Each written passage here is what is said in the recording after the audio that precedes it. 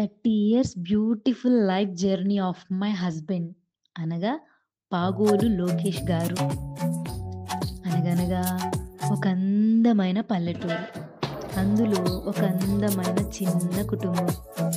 కుటుంబంలో ఒక భార్య, ఒక భర్త, వారికి కృష్ణ మరియు లోకేష్ అనే ఇద్దరు కుమారులు ఉన్నారు. ఈ కథ చిన్న కుమారుడు లోకేష్ గురించి. ఇక లోకేష్ లైఫ్ స్టార్ట్ చేద్దామా? తనకి 3 ఏళ్ళు 4 ఏళ్ళు ఉన్న సమయంలో ఆడుకుంటూ చెట్టు కింద ఆడుకుంటున్న సమయంలో తనకి ఏ అవగాహన లేని సమయంలో తన తండ్రి మరణించాడు. తండ్రి త్రాగుడికి గురై చనిపోయాడు. తాగి వచ్చి తల్లిని కొట్టడం, పలు విధమైన బాధలు పెట్టి హింసించేవాడు. అలా తండ్రి యొక్క చరిత్ర తన చిన్నప్పుడే ముగిసిపోయింది. తండ్రి ప్రేమ అనేది లోకేష్కి కానీ లోకేష్ అన్నకు కానీ తెలియదు.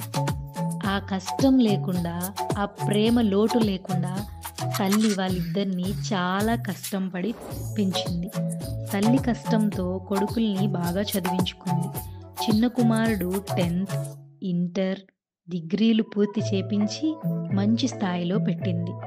అలాగే లోకేష్కి స్నేహితులంటే చాలా ఇష్టం.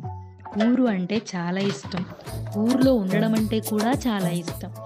కానీ కొంతమంది స్నేహితులు తనని చెడు వ్యసనాలకి గురి చేయాలని ఆలోచించడంతో తల్లికి బాధ కలిగి తల్లి తనని మారాలని కోరుకుంది. అన్నయ్య కూడా మందలించారు. లోకేష్ చిన్న కొడుకు కావడంతో గారాబంగా పెంచారు. ఇంకా అప్పుడు కొన్ని ఆర్థిక సమస్యలు ఉండడం వల్ల అన్నాదమ్ములు ఇద్దరూ ఉద్యోగం కోసం తన సొంత ఊరిని వదిలి ఉద్యోగాల కోసం బొంబాయి, బెంగళూరు, మద్రాస్, గుంటూరు పలు విధమైన చోట్ల ఉద్యోగాలు చేశారు. వ్యాపారం పైన ఆసక్తి ఉండడంతో వ్యాపారం చేయాలనే ఆలోచన వాళ్ళలో ఎక్కువగా రాగా గుంటూరులో వ్యాపారం మొదలుపెట్టారు. అలా కొద్ది రోజులు గడుస్తూ ఉండగా వ్యాపారంలో చాలా నష్టాలు రావడంతో వాళ్ళ ఉన్నదానిలో తల్లి అనుమతితో కొంత అమ్మి అప్పులన్నీ తీర్చారు. ఇంకా వ్యాపారం చేయకూడదని నిర్ణయించుకొని ఎవరికి వాళ్ళు విడివిడిగా ఉద్యోగాలు చేయడం మొదలుపెట్టారు.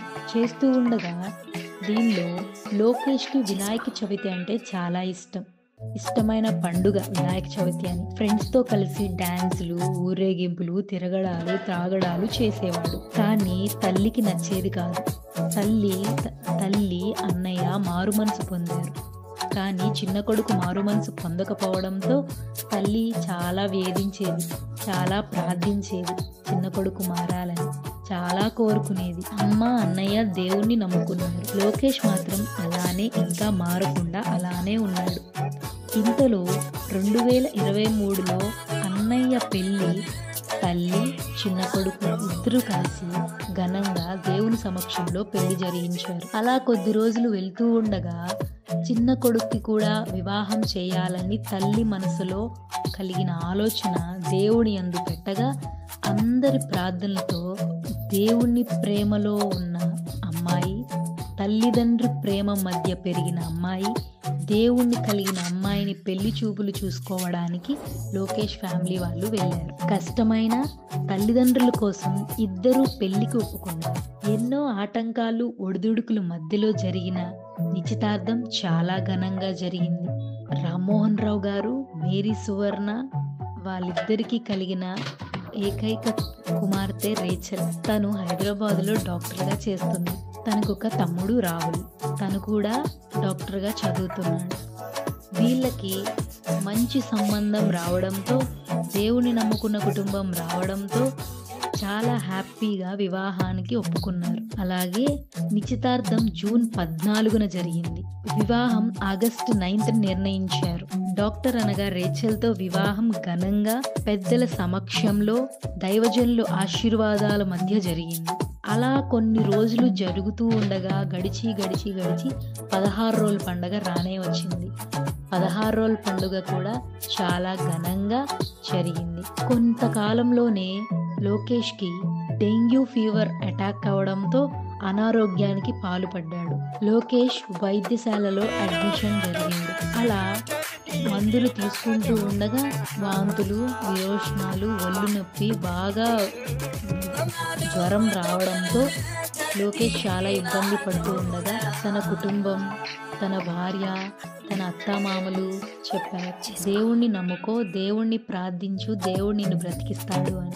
అలాగే వాళ్ళ మామయ్య గారు ఇచ్చిన బైబిల్, తన తల్లి చెప్పిన మాటలు, తన భార్య చేపించిన ప్రార్థన ఇవన్నీ విని లోకేష్ గారు దేవుణ్ణి ప్రార్థించగా దేవుడే లోకేష్ గారిని అలాంటి బాధ నుంచి విముక్తిని చేసి బ్రతికించింది. అలాగే బయటకొచ్చి హ్యాపీగా బతుకుతున్న తరుణంలో ఎవరి ఉద్యోగాలకి వాళ్ళు, భార్యాభర్తలు అనగా రేచల్, లోకేష్ ఎవరి ఉద్యోగాలకి వాళ్ళు వెళ్ళాల్సిన సమయం రానే వచ్చింది. అతి కష్టాలతో విడివిడిగా ఉంటున్న వాళ్ళు చాలా బాధలు పడుతున్నారు.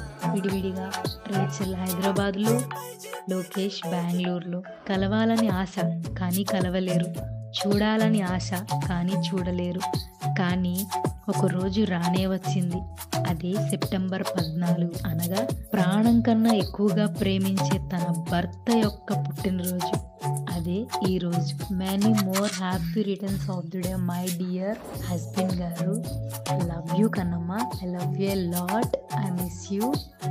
Now I am with you. I'm so blessed kid. Thank you అమ్మా నాన్న, అత్తమ్మ, బావగారు. మంచి ఫ్యామిలీ నాకు వచ్చినందుకు థ్యాంక్ యూ.